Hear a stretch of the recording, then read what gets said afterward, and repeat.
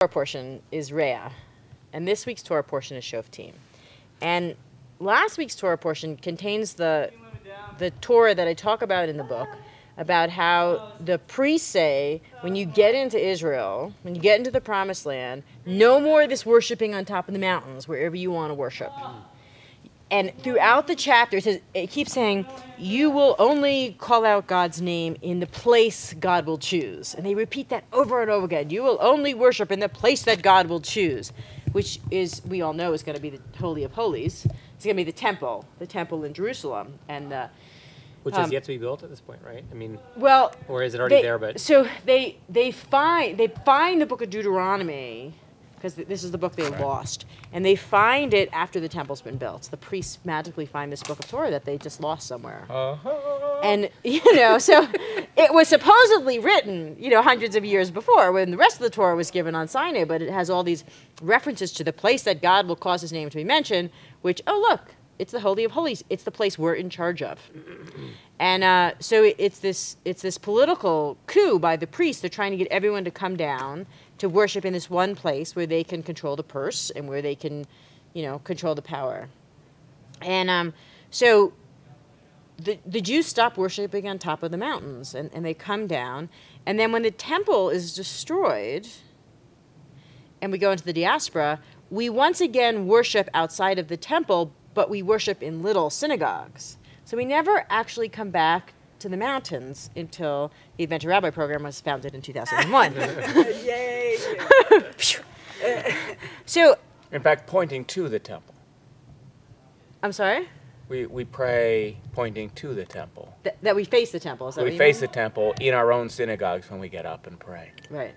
To this spot. It's still in reference to this located place rather than to on high.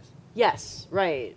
And one of the reasons that the Reform movement calls our synagogues temples and nobody else does is because the Reform movement is making a statement that we're not waiting to rebuild the synagogue, the great temple, anymore. Oh, okay. This is our temple now. We're not waiting to rebuild it, and that's why it's only the Reform movement that does that. Oh. Isn't that interesting? Yeah. A little tidbit.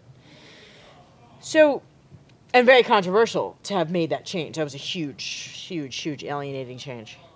So we have this really kind of anti-nature Torah portion, and then this next week we have Shoftim, which is what we read this morning, which is this amazing verse in it, which says, when you're waging war against a city, and you have to besiege it many days in order to conquer it, you may not cut down the fruit trees. Right. You can cut down the other trees, but you can't cut down trees that bear food. And then it asks us questions. Are trees like people that they can run into the cities to be defended? So what the rabbis do with this, it's called building a fence around the Torah. They take this one little line that says you can't cut down fruit trees during war. And they say, well, really, if you can't cut down fruit trees, you really shouldn't cut down any tree. Who's to say? Right. If you shouldn't cut down one tree, you just shouldn't cut down any trees.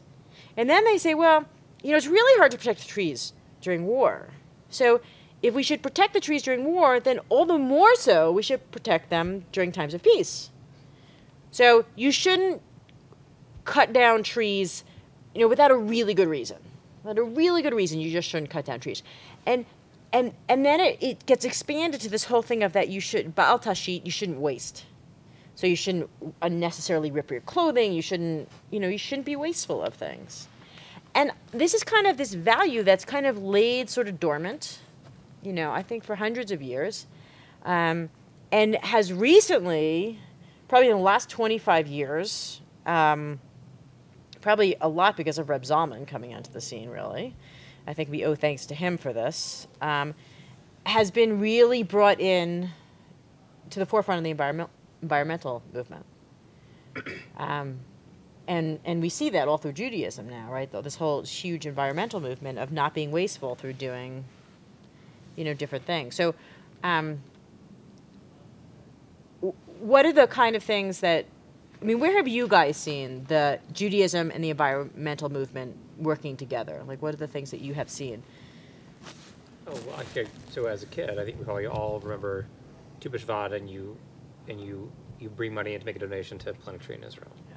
Like, that was maybe for a lot of people their very first, firsthand a taste of environmentalism. Like, why is it important to protect trees or to plant trees? Make it a more hospitable place. Right. Israel is this desert, this hot, dry place. Did you see the Jon Stewart the other night about his bar mitzvah tree? This is hysterical.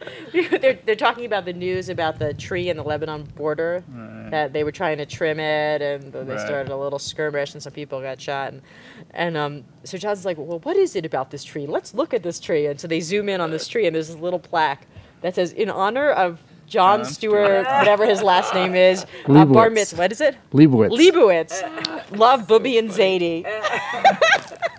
Bar mitzvah tree. But I think that's actually incredibly important. Actually, this is, one of the maybe lesser known framings of Jewish identity as a touchstone through Israel. Mm-hmm. So Israel has been, this incredibly important form of Jewish identity, and one that we'll talk about actually when we get to how Jewish identity is changing now that Israel isn't so important in modern American identity. But this whole sense of, I think Israel had to be this coalescence of culture and humanity and environmentalism in order to live together in this space that had, previously been inhospitable, that had been swamps and desert, and so all of a sudden, this very strong sense of Jewish identity in order to establish the land had been one where people came to create a space that was environmentally bound, that we were not only, and it, I guess, encompasses both senses in the Genesis portion of saying you will be, dominate over the land on the one hand, and you will be stewards of the land on the other. So you will come to Israel, you will create it and build it out, but you will be stewards in that very same sense, and to participate and sort of cultivate that. And I think that this is maybe one of the very strong reasons that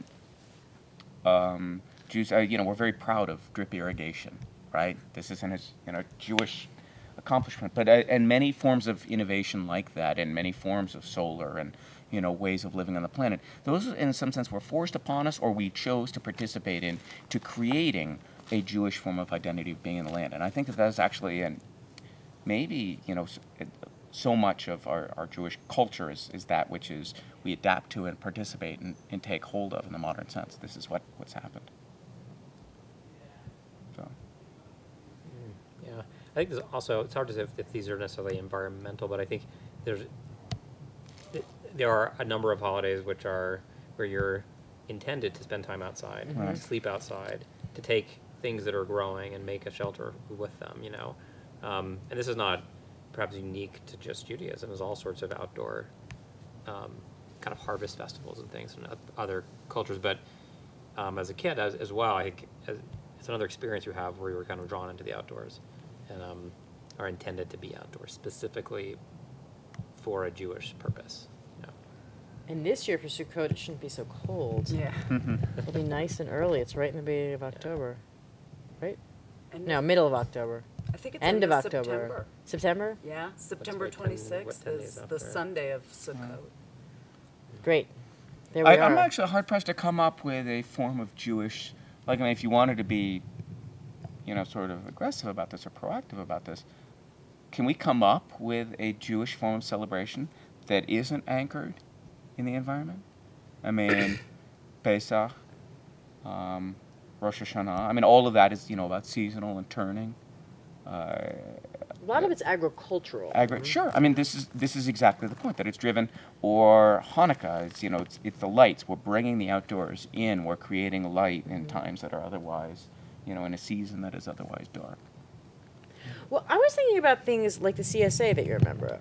Right. So Red Wagon Synagogue. Organic. What's that? The Synagogue Bonnet is that with you guys too? Yeah, we're with it too. With Neve and doing the it's CSA. most. I think it's most. Of And the we've Jewish gone community. totally compostable in the synagogue, and the little wine cups are not the toss-away cups; they're little steel cups. And Really, who washes them all? I don't know. It's not me. That's amazing. They don't Yeah. get washed. Come on, just spit and shine. Yeah, I mean, that's a great example. Har Hashem's also a totally green synagogue. Adventure Rabbi's a totally green synagogue. Could you go lower the heat a little? Why? Turn that fan back on. Yeah, so so we have these. I think that what's going on now is this really great movement to kind of bring back some these connections that Hanukkah does have to do with the changing of the light and and to make those connections stronger, which goes back to how we make things relevant and meaningful in people's lives. I think this also fits with a broader cultural movement too of humans, and maybe Jews once again leading, if I had to say, but the sense of we had put ourselves aside from nature. Yeah. Nature had been something that was adversarial. We built buildings that insulate us from nature because nature was harsh. And so we built these tremendous buildings. But now all of a sudden, and then next thing you know, we have these McMansions that alienate us from each other. And you don't know your neighbors because you're built out to the forefronts and you've got air conditioning, so you don't need to be on the porch. And all of a sudden, we've created culture which alienates us from each other and from nature. And I think that we're now on the onset of finding need to reclaim our identity, our roots, as being organic, as being parts of a larger ecosystem, parts of a larger whole.